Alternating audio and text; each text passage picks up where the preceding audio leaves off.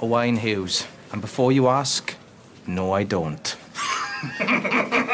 Welcome to WatchMojoUK. And today we're looking at the greatest moments of Gavin and Stacey that led us to Christmas 2024's emotional finale.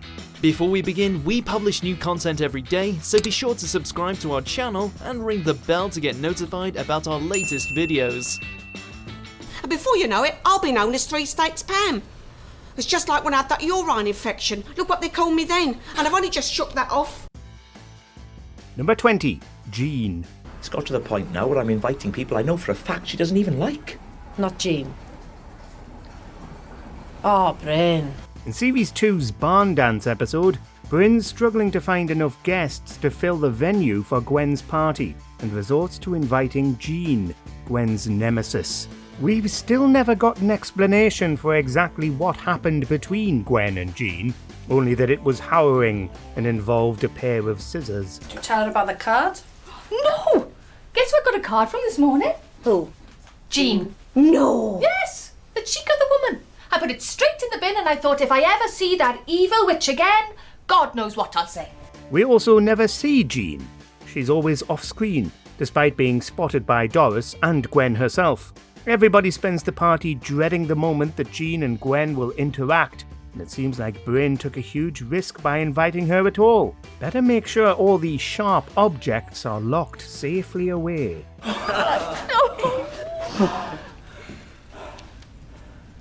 What the hell is Jean doing here? Number 19, Thieves in the Arcade. I'm not being funny, Stacey, but you want to get a life. What you said just now was really boring. Struggling to deal with loneliness in Essex, Stacey decides to have some brunch, telling everyone she can about it. While Pam's less than impressed, Nessa eventually rings for an update, having heard the brunch story from Gwen. Alright, Stace, what's occurring? Oh, nothing much. I'm a bit bored, to be honest. What's this I heard about a brunch? But she's then interrupted in this classic moment where some men are trying to shake the change out of the penny falls. Oh!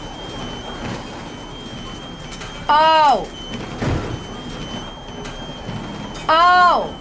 She tries in vain to get their attention with her usual catchphrase, while Stacey waits diligently on the phone. The scene's worth it for the punchline though, where Nessa eventually tells them to leave by pointing out a sign in Welsh.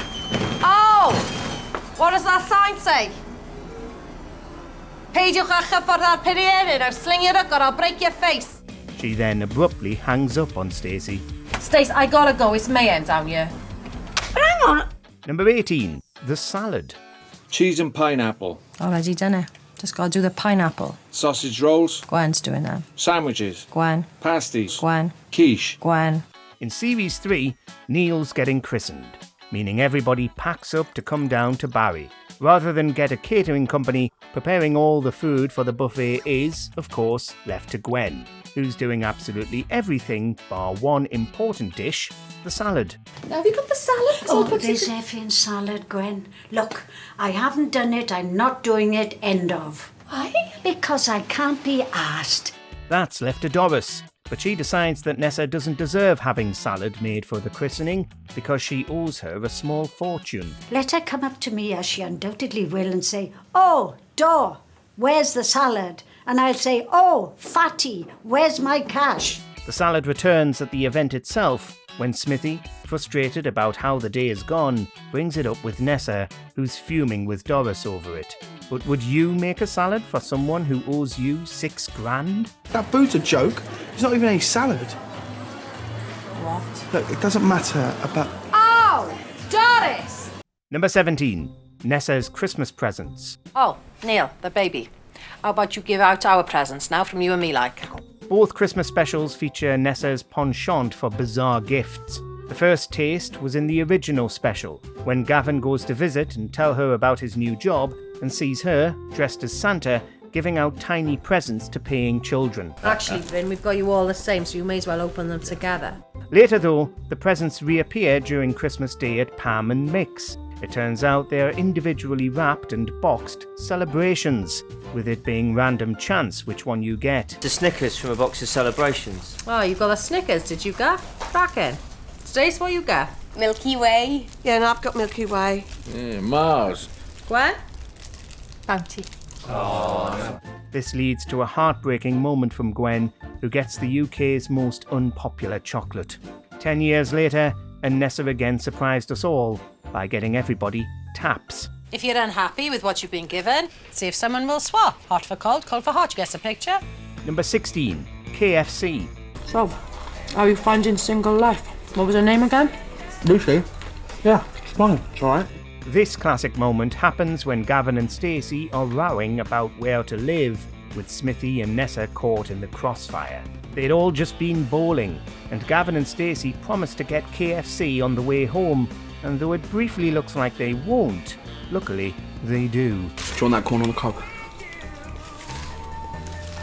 Is that a euphemism? What?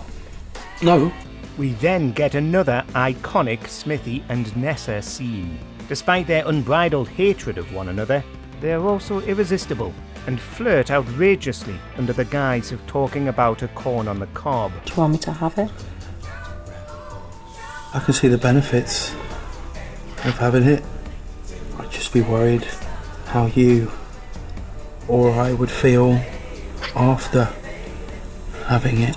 After going back and forth, they eventually fall into bed together, closing out the episode. So, shall we... Number 15, Islands in the Stream. Now we've got a special guest for this next number. Well, two special guests who haven't performed together since Judith's funeral in '96. Back to the barn dance, the highlight of the episode was Brin and Nessa's performance. They hinted at a performance earlier in the series, when Brin joins Nessa in the arcade and they go through Something Stupid together. But eventually, it's the country hit Islands in the Stream that makes an appearance. Baby, when I met you, there was peace unknown. I set out to get you with a fine-tooth comb. With everybody else in the episode dancing along, the whole scene remains legendary. It was recreated in the 2019 Christmas special as they performed Fairy Tale of New York, with Nessa singing Shane McGowan's parts and Brin doing Kirsty McCall. You do something to me that I can't explain. Hold me closer and I feel no pain. There was later a comic relief version called Barry Islands in the Stream, where Brin and Nessa were joined by Sir Tom Jones. Islands in the stream, that is what we are. No one in between. How can we be wrong? Number 14, Staceys Fiancés. For your information, Uncle Brin, she's made up for me. Which is how I thought everyone in my family would be when I told them I was getting married. And so we were, the first time you got engaged. Early in the series, we find out that Stacey hasn't been entirely truthful with Gavin about her romantic history. Upon announcing to her family that she's engaged, she gets treated with contempt, with Gwen immediately ringing Brin. He rushes over to berate her halfway through shaving, and we get a laundry list of Stacey's 5 previous failed engagements. Now, the third time with, Leighton. Well, the less said about him, the better. If he was chocolate, he'd have eaten himself. But number 4? Oh, number 4, eh? The things we learn about these exes lead us to question her as a character, with one of them apparently being locked up at Strangeways, one of Manchester's most notorious prisons. They are then invited to Essex so that the families can meet, and Brin is eventually persuaded to go along by Gwen telling him he'll have a chance to try his new sat-nav. We can drive up, and you'll get a chance to try out your sat-nav. Oh. Ah. Yeah, now that is a thought. Number 13, Smithys the Father. You haven't told him, have you? No. Why? I thought about it and I decided not to. The first episode of Series 2 was fraught with drama. Stacey knows that Nessa's pregnant, but she hasn't told Smithy, and upon returning from her honeymoon, she tries to persuade Nessa to tell him. They discuss it in the bathroom, and are soon joined by Gwen, who overhears the revelation. Seb's gone. Who's Seth? Fella we met on the internet. Then Pam turns up to see what's going on, joined shortly thereafter by Dawn, who's having her own issues when the man she and Pete are trying to proposition for a threesome declines the offer. Nessa's pregnant. What? And Smithy's the father. Oh my Christ! It culminates in everyone other than Smithy and Brin gathered in the toilets until they finally leave and deliver the news. I'm pregnant. And you're the father. Number 12. Smithy versus Smithy. This is Stacey. Hiya. All right, Stace. Heard a lot about you. Heard a lot about you too. I'm Rudy. You can call me Smithy. We don't meet Smithy's sister Rudy, also known as Smithy, until Series 2, and she's played by TV royalty Sheridan Smith. Though she helps them find Smithy when he goes off on his own following the pregnancy announcement, their sibling relationship is fraught the rest of the time. What was our agreement? Don't shrug in my face. The deal was that your friends can call you Smithy, but my mates, aka Gav, Budgie, Chinese, you know, the crew, they call you Rudy. The first time Stacey meets her, the two get into a physical fight on the floor, with Smithy overpowering Rudy before long. Did you invent robotics? No, but Did you invent the robot? That's not what Answer I'm the saying. question. I will. It's a simple question, yes or no. Did you invent the robot? No, but... They get into another fight in the next series, when Rudy tags along to buy Smithy a suit for Pete and Dawn's vow renewal. Though she also helps Gavin track her brother down when baby Neil is on his way. And this man is soon to become a father. Shocking. Should we stop them? No, they're always like this. Are you a dickhead? No! Are you a dickhead? Piss off! Did I invent the robot? Yes! Who invented the robot? Yes! Number 11.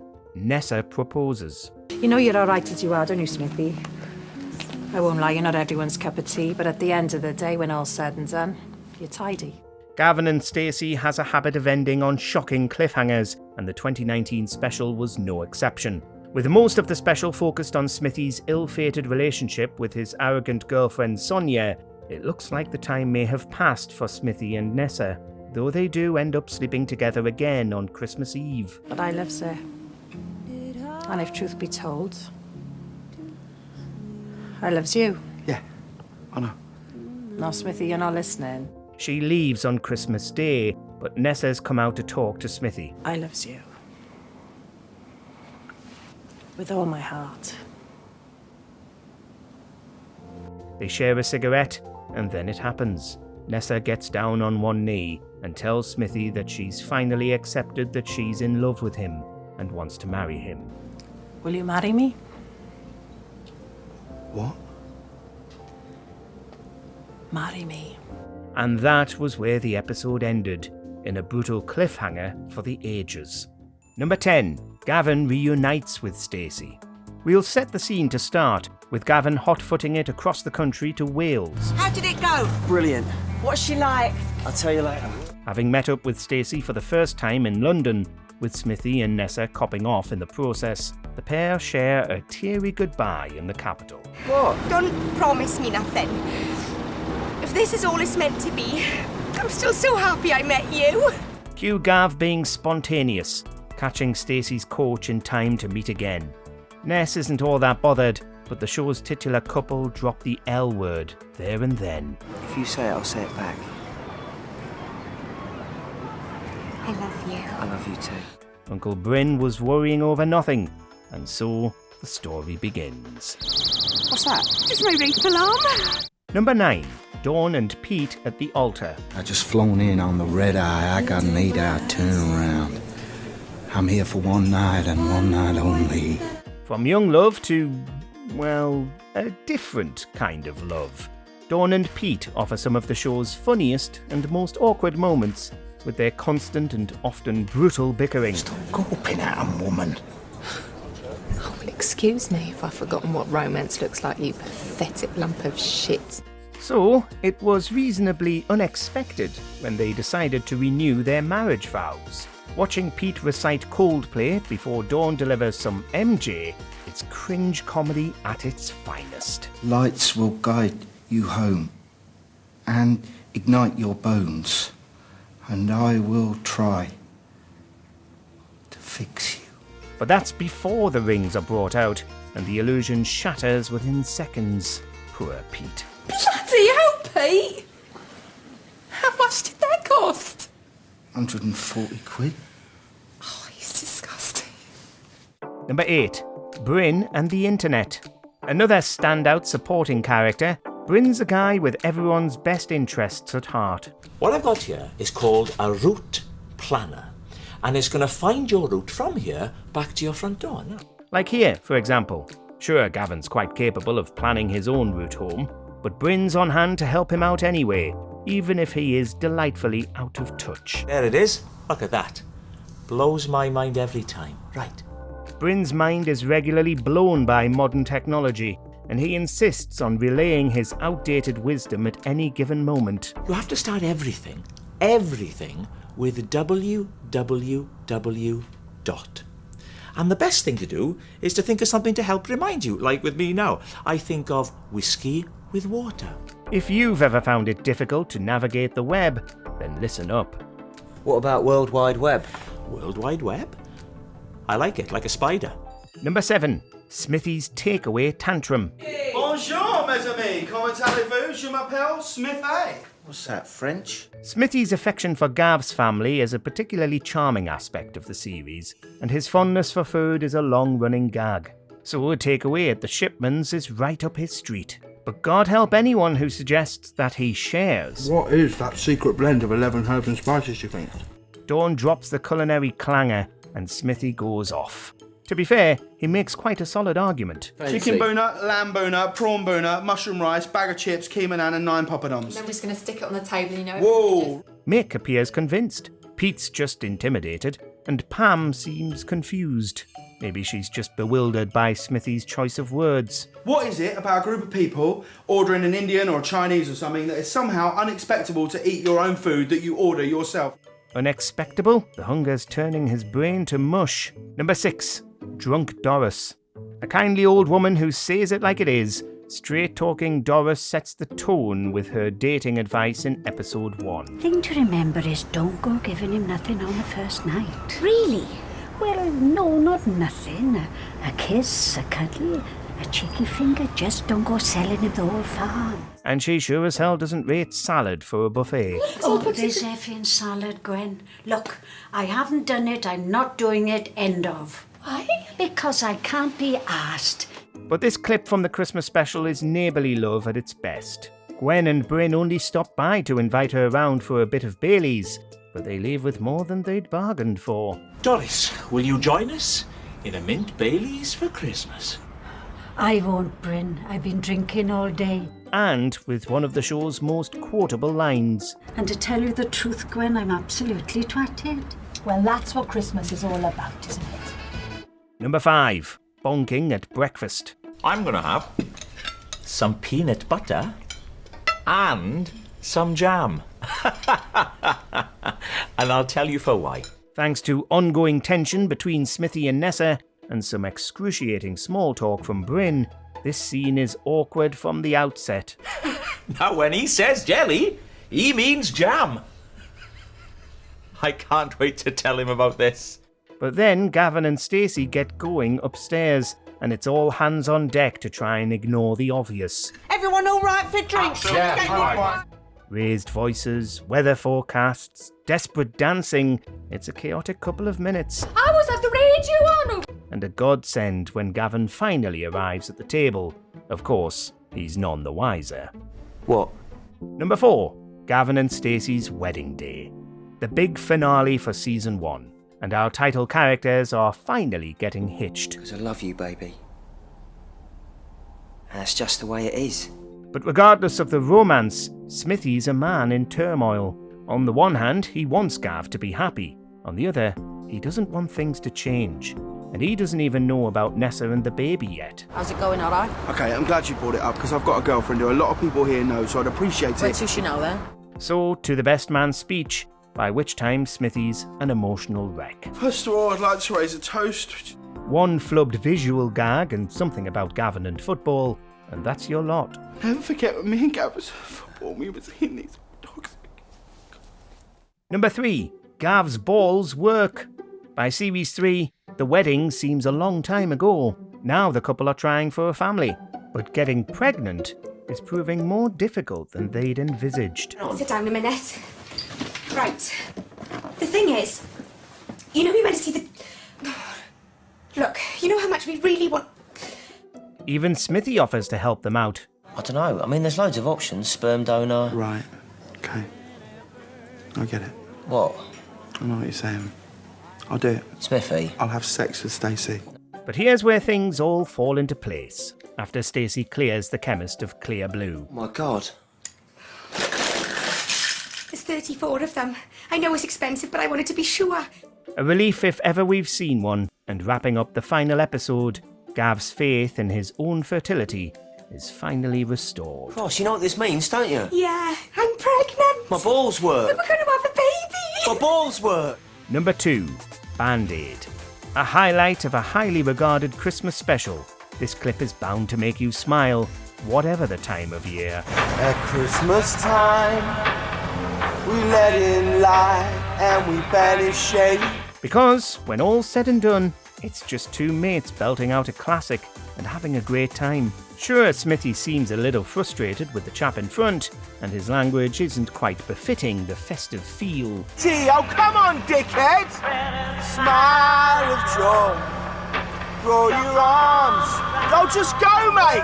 But as Gavin treats the car park to his side of the duet, it's Christmas TV at its best. Gavin,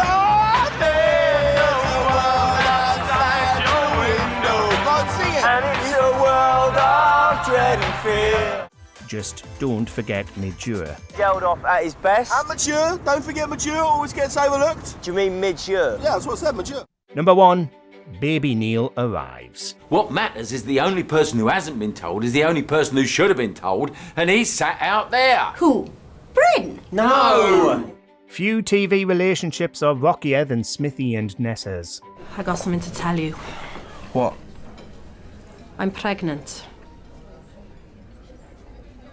And you're the father. Despite trading endless insults and appearing to despise each other most of the time, the will they won't they saga never lets up.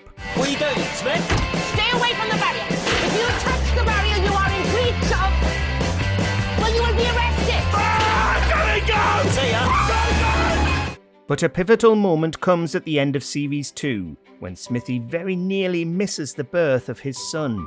Breaking across the border and sprinting through the hospital, he and Gav arrive in the nick of time for the emotional high point of the series.